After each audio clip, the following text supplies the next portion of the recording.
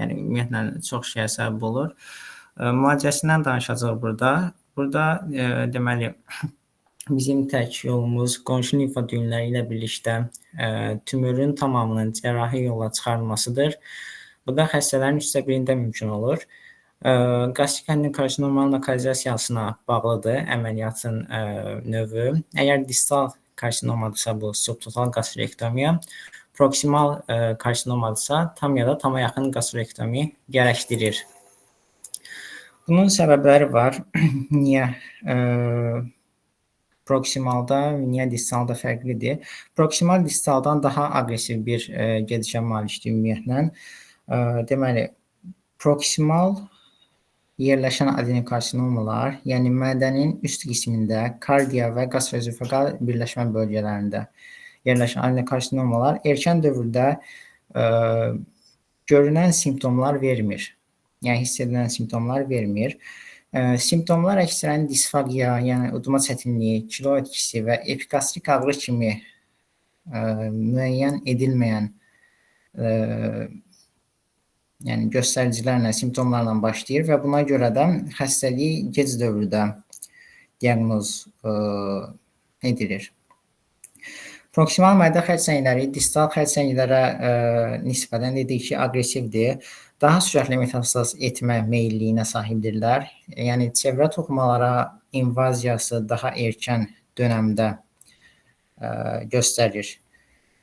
Bundan başqa limfatik yayılımı daha yayğındır. Yəni proksimal tümörlərdə limfatik sistemin drenajı səbəbilə mediastinal və paraaortik limfanodlarına metastaz edir.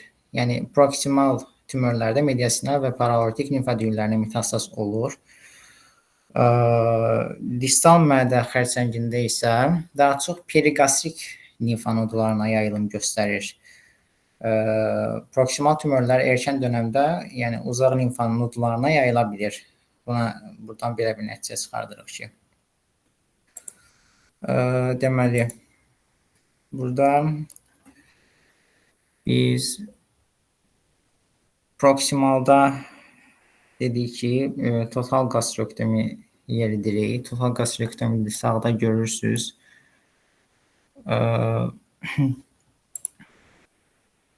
Distalda isə subtotal idi. Subtotalda da bilirot 1 və bilirot 2-dən istifadə edə bilirik. Və distal tümörlərdə subtotal qastrektomi əksərən gərəklidir dedik. Bu da daha az komplikasiya və daha yaxşı bəslənməyə səbəb olur. Yəni pasiyentin həyat keyfiyyətini daha yaxşı hala gətirir. Başqa proksimalda deməli özofagusun alt qismi də tuta biləcəyinə görə bəzən özofagoektomiya da gərəkə bilər. Yəni duruma baxılır burada. İndi mədə xərçənginin qruplandırmasına, təsnifatına baxdığımızda nələr görə bilərik? 0-cı mərhələdə xərçəng yalnız epitelin səthində olur. Yəni burada şəkildə yoxdur əslində. 1-ci mərhələdə xərçəng mədə divarının daxili qatına doğru böyümüş olur. Lakin hələ limfa düyünlərinə və bədənin digər hissələrinə yayılmıyor. Burada gördüyünüz kimi limfa düyünlərində nəsə yoxdur. 2-ci mərhələdə xərçəng üst hüceyrə qatının altında böyüməyə başlayır. Lakin əzələ qatına çatmamış olur. Artıq 3-cü mərhələdə bir neçə limfa düyünə metastaz vermiş olur. 4-cü mərhələdə isə yəni artıq daha çox irəliləmiş olur və irəliləmiş mədə xərçəngi əlamətləri meydana çıxır. Burada genişləndirilmiş limfa düyünü disseksiyası xəstənin sağ qalımını artırmır. Bu müxtəlif komplikasiyalar riskini artırır. Məsələn, infeksiya, limfödema və ya sinir zədələnməsi kimi əməliyyatda edilə biləcək xətaya nəzərən. Əgər vaskulyar invaziya varsa ki, vaskulyar invaziya nə deməkdir? Tümör qan damarlarını işğal edirsə, xərçəng hüceyrələrini daha asan yayıla biləcəyi bir mühit ortaya çıxır. Bu da limfanod tutulumu riskini artırır. Yəni bədənə daha rahat yayılır ümumiyyətlə. Burada yaxşı palliativ müalicə tümörün kütləsinin azaldılması olur. Amma palliativdir, yəni çözüm deyil. Qastrik adenokarsinomada radioterapiya çox da effektiv deyil. Bunun səbəbi əgər biz radioterapiya ediriksə, burdan nura beyni və bağırsaq mukozası da şüalanmalıdır və bizim qastrik adenokarsinomadakı primer lezyonumuzun kontrol altına alına bilmək üçün lazım olan doza bu dediyimiz orqanların maksimal dozasından, qəbul edə biləcəyi maksimal dozadan daha çoxdur. Və ümumiyyətlə radioterapiya tam rezeksiyadan sonra da istifadə olunsa belə sağ qalında gözlə görülə biləcək bir dəyişikliyə yol açmır. Burada 5-fluorourasil ilə kombinasiya radioterapiyaya həssaslığı artırır. Yəni radioterapiyadan öncə biz 5-fluorourasildən istifadə ediriksə, radioterapiya effektiv olmağa başlayır və burada 3 illik sağ qalın 41%-dən 50%-ə çıxdığı göstərilmişdir. Dərman istifadəsində hansı dərmanlardan istifadə edirik ümumiyyətlə? Yəni biz burada dərman istifadəsində 30-50%-də qismi fayda alacağıq, amma ümumiyyətlə bu tip xəstələrdə ortalama həyat müddəti 12 aydan ibarət olacaq.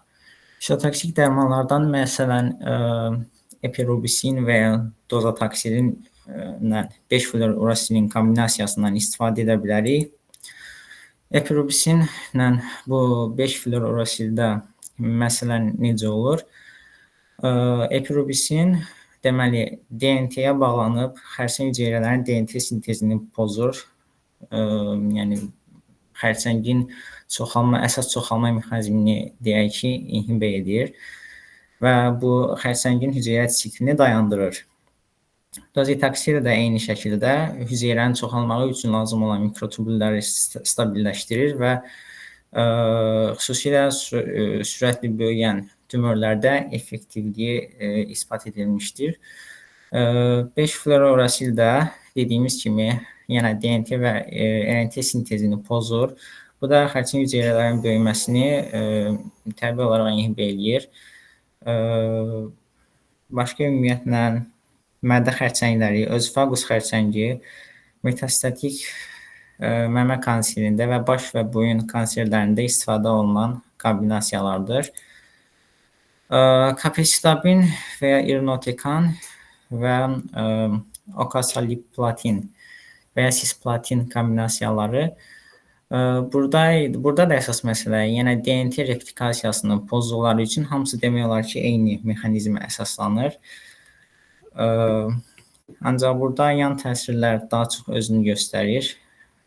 Buna görə bu cür müalicələr müəyyən aralıqlarla yerinə istifadə edilməlidir. Məsələn, bir ayda 3 həftə istifadə edilirsə, 1 həftə fasilə və daha sonra təkrar istifadə edilməlidir.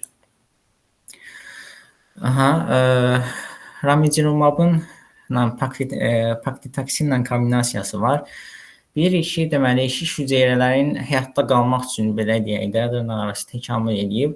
Bunun üçün özləri stroma deyilən bir şey inşa edir ki, burada angiogenezi stimülə etməklə özləri üçün qan damarlar yaradır və daha çox qan axışına səbəb olur. Yəni, həmin o xərçəng bölgəsində. Bunun özü üçün əlverişli hissəsi hardadır? Daha çox qan gəldiyinə görə biz bilirik ki, xərçəng hüceyrələri daha çox qlukoza istifadə edir. Bunun ümumiyyətlə bədənə girən qlukoza ehtiyatının, qlukoza miqdarının əksərini istifadə etməyinə səbəb olur və irəli dövrlərdəki bu angiogenez prosesinin artıq oturması kaxeksiyaya səbəb olan əsas amildir. Çünki bədənə girən qlukozanın əksəriyyəti şiş hüceyrələrinə gedir və bədənin digər hüceyrələrinə nəsə qalmır. Həmin bu dərman maddələri də angiogenezi bloklayır. Mədə xərçəngi eyni zamanda qastroözofaqal birləşmə xərçəngində daha çox istifadə edilir. Yoğun bağırsaq və qeyri-kiçik hüceyrələr ağciyər xərçəngində də istifadə edilə bilər, yəni effektivdir ümumiyyətlə. Yan təsirlərinə gəldikdə, yəni bu angiogenez yolunu və ya vaskulyar böyümə faktor yolunu inhibə etdiyinə görə hipertoniyaya səbəb ola bilir. Eyni şəkildə neutropeniya, leykopeniya, Sonra qanaxma riski, periferik neuropatiya, böyrə funksiyaları pozğunluğu da özünü göstərə bilir. Ümumiyyətlə, bizim bu mədən adenokarsinommasında əsas müalicə taktikamız sitotoksik dərmanlar olduğu üçün burada əsas effektiv onlardır da, yəni ona görə başqa bir şey yoxdur demək olar ki. Primer gastrik limfomaya gələndə bu mədə adenokarsinommasına nisbətən daha rahat müalicə edilir. Burada da Helicobacter pylori antibiotikləri bizim nəzərimizdə daha öncəlikli olmalıdır və mat limfomalı xəstələrin müalicəsində daha effektivdir. Əməliyyatdan daha öncə düşünülməsi gərəkdir. Yəni radioterapiya və kimyoterapiyadan da həmçinin. Effektivdirsə, əgər xəstələr periodik olaraq endoskopik müayinə edilməlidir ki, orada neoplastik klonlar, yəni məhv olubmu, yoxsa sadəcə basqılanıbmı? Bundan əmin olmaq üçün, yəni oradan da biopsiya götürürlər və müayinə edirlər ki, müalicə davam etsin, yoxsa artıq bitirilsin. Yüksək mərhələli limfomalı xəstələrdə subtotal rezeksiya sonrası sağ qalım 40-60% olur. Yəni az öncə dediyimiz kimi mədən adenokarsinommasına nəzərən daha rahat müalicə ediləndir. Yəni bu sağ qalım nisbəti də ona görədir. Əməliyyatdan daha çox kimyoterapiya ilə rituximab dərmanının kombinasiyası daha effektiv olur. Burada radioterapiya heç bir önəm kəsb etmir, yəni heç bir təsiri olmur. Başqa qastrik non-limfoid sarkoma var. Bunun müalicəsində deməli buna necə yanaşmalıyıq? Qistlər ümumiyyətlə mədə neoplaziyalarının 1-3%-ni əhatə edir və mədən fundus qisminin ön və arxa qismində daha çox lokalizə olur. Bunlar xoralaşaraq qanaxmaya yol aça bilirlər. Xarakteristik xüsusiyyətləri arasında limfa düyünlərinə invaziya etməzlər. Qaraciyər və ağciyərə yayıla bilər, amma müalicəsi burada qastrik, yəni cərrahi rezeksiyadır ümumiyyətlə. Əgər yüksək risklidirsə, C-kit reseptoru analizi tələb edilməlidir. Yəni tirozin kinaza yolu üçün orada mutasiya varmı, yoxmu aydınlaşdırmağa görə. Burada ənənəvi kimyoterapiya effektiv deyil. Xəstələrin yarısında imatinib mesilat istifadə edilir 400-800 mg dozasında. Əgər xəstələr buna rezistentdirsə, o zaman Sutent və ya Stivarga dərmanlarından istifadə edilir. Burada başqa bir şey yoxdur. Təəssüf ki, bu qədər idi.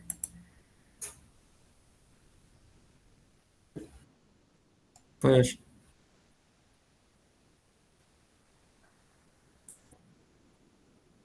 Bəli. Tumor kütləsinin azaldılması, yəni necə deyim? Yəni bizim məqsədimiz orada tumor kütləsini azaltmaqdır. Bizim orada azaltmağımıza rəğmən orada yəni hüceyrələr qala bilər də. Biz ilk öncə xəstənin özünün rahatlığını təmin etmək üçün tumor kütləsini azaldırıq ki, orada ağrı və başqa simptomlar özünü göstərməsin. Yəni xəstəyə əziyyət verməsin.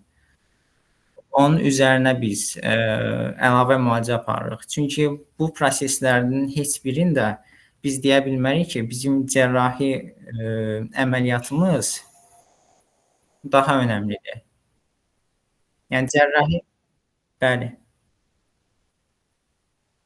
Yəni cərrahi əməliyyat burada heç vaxt çözüm deyil. Əsas müalicəmiz yəni bu həmin xərçəngin hüceyrələrin çoxalmasının önlənməsinə əsasən olacaq.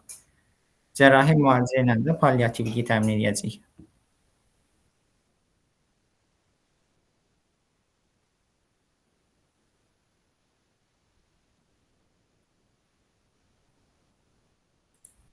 Yəni biz birinci tumor kütləsi varsa həmin bölgəni əməliyyat edib çıxarırıq. Üzərinə də kimyoterapiya və ya radioterapiya kombinasiyasını eləyirik. Yəni heç bir necə yəni dərman?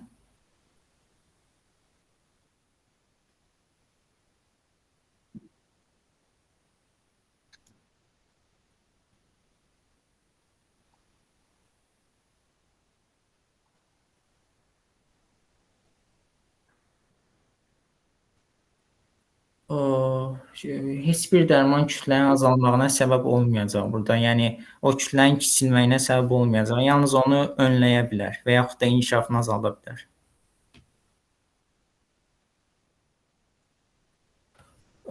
Radioterapiyanın effektiv olmamağına səbəb burada əslində xərçəngin çoxalmağı üçün həqiqətən, çox yol olmaqdır.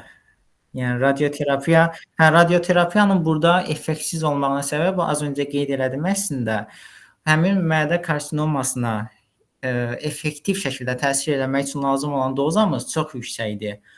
Çünki orda sadəcə mədəyə biz təsir göstərmirik də, onurğa beyninə və bağırsağa da təsir göstərilir deyə. Onlar orda, yəni bu dozanı qarşılamır. Onlar üçün lazım olan doza daha aşağıdır. Onların maksimal dozasını aşır.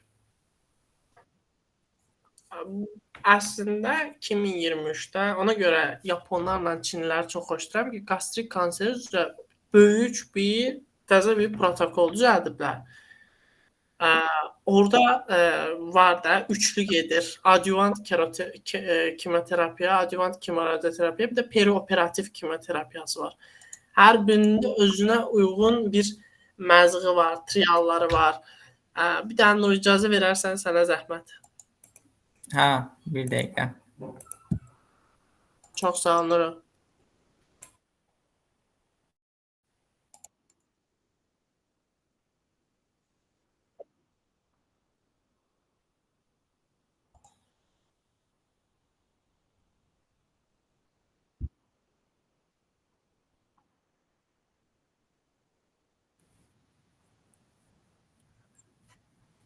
Orada qeyd etmişdim əslində, yəni kolorektal xərçəngdə, mədə xərçəngində, süd vəzi xərçənglərinin müalicəsində də istifadə edilir. Burada əsas məsələ DNT sintezini pozmağıdır. Yəni DNT sintezinin bu artmış vəziyyətinə nə mənfi təsir edirsə, onu orada istifadə edəcəyik. Hə, 5 fosforilasin şeydə olsun, onkoloji preparat. Hə. 2023-də bax bu guideline çox qəşəng guideline-dır. Perioperativ kimyoterapiyası var, adyuvant kimyoterapiyası. Bu məqaləni yollayacağam sizə. 2023-də Çinli biri kəşf eləmiş də daha doğrusu bütün qastrik kanseri olanları toplayıbdı. Onun mərhələlərinə uyğun olaraq eksperimental qollarına və xəstəliksiz sağ qalımını, ümumi sağ qalımını hamısını statistik olaraq çıxardıbdı. Hətta və hətta əməliyyat edilə bilməyən metastatik xərçənglərə uyğun olaraq da üçlü, ikili, birli, hər iki pozitiv, hər iki neqativli xərçənglərə uyğun olaraq da immunoterapiyaları qeyd edilibdi və ona uyğun da yenə həminki kimi xəstəliksiz sağ qalım, ümumi sağ qalımı və hazard dərəcəsinin hamısını bir-bir olaraq qeyd edilibdi. Çox qəşəngdir. Bunu oxumanızı çox tövsiyə edirəm. Hə, bu qədər. Bu mənim çıxışımdır. Amma əllərinizə sağlıq, çox qəşəng edirsiniz. Mənə xoşuma gəldi.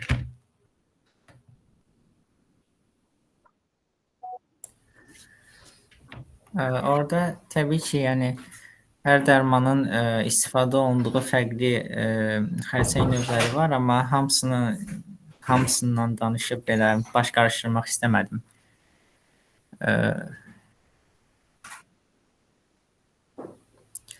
Başqa bir də əslində rezeksiya sonrası komplikasiyalar filan da mümkündür orada. Yəni xüsusilə demping sindromu, məsələn bu qastroinostomiyada möhtəviyyatın sürətlə boşalmağına səbəb olur. Bu da nə bilim hiperqlisemiya oradan inkişaf edə bilər və sairə tipli şeylər var. Amma işin cərrahi hissəsini indi çox qarışdırmaq istəmədim ki, biraz uzun çəkərdi. Bəlkə də nə bilim qarışdırsaydım yaxşı idi. Sizə qalıb. Sizdən.